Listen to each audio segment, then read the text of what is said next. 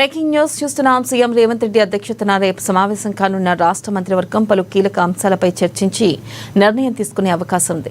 కాళేశ్వరం ప్రాజెక్టుపై రాష్ట్ర vigilance commission నివేదిక, జాతీయ డ్యాంల భద్రతా ప్రాధికార సంస్థ ఇచ్చిన నివేదికలపై చర్చించినట్లుగా విశ్వసనీయ వర్గాల సమాచారం. ఇక భారీ స్థాయిలో ఇంజనీర్లపై క్రిమినల్ చర్యలతో పాటు రికవరీ చర్యలు చేయాలని కమిషన్ సూచించింది.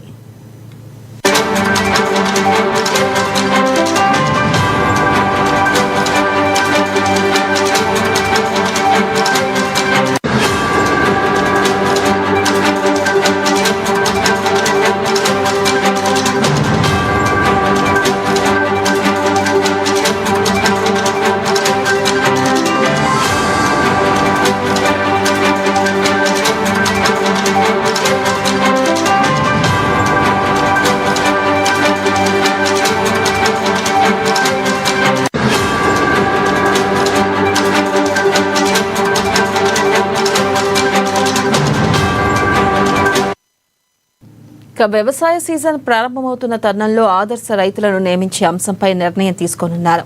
రైతు వేదికలకు ఆదర్శ రైతులను ఇన్ఛార్జీలుగా నియమించి భూసార పరీక్షల నిర్వహణ కిట్లు వారి ఆధీనంలో ఉంచడం, వ్యవసాయ అంశాలపై రైతులతో అవసరమైనప్పుడల్లా సమావేశాలు నిర్వహించి వారికి సూచనలు ఇచ్చే విధంగా వీరిని నియమిస్తారంటున్నారు.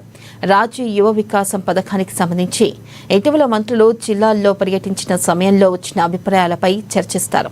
పథకం ఎంపికలో ఎలాంటి పారదర్శకత కొనసాగించాలన్న దానిపై చర్చించడంతో పాటు ఈ పథకాన్ని ఎప్పటి నుంచి ప్రారంభించాలన్న దానిపై మంత్రివర్గ స్పష్టత ఇవ్వనుంది.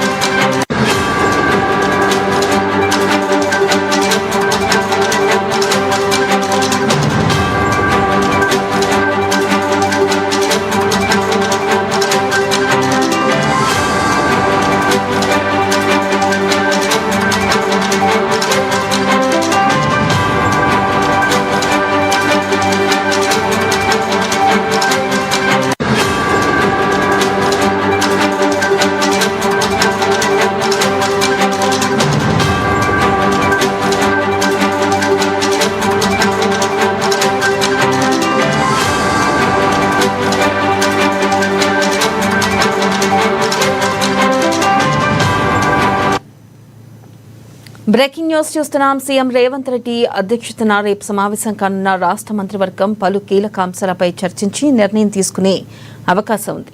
కాళేశ్వరం ప్రాజెక్టుపై రాష్ట్ర విజిలెన్స్ కమిషన్ నివేదిక, జాతీయ డ్యాంల భద్రతా ప్రాధికార సంస్థ ఇచ్చిన నివేదికలపై చర్చించనున్నట్లు విశ్వసనీయ వర్గాల సమాచారం.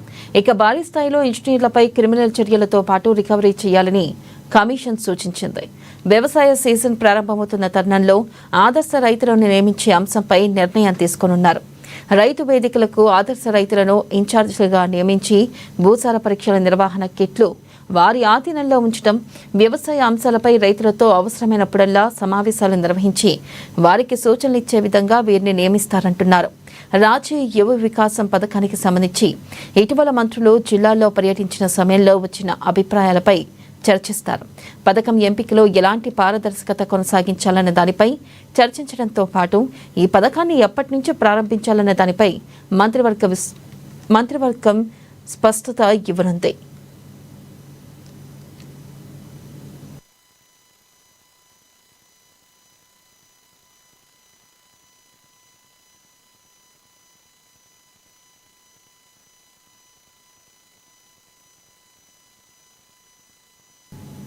రాష్ట్ర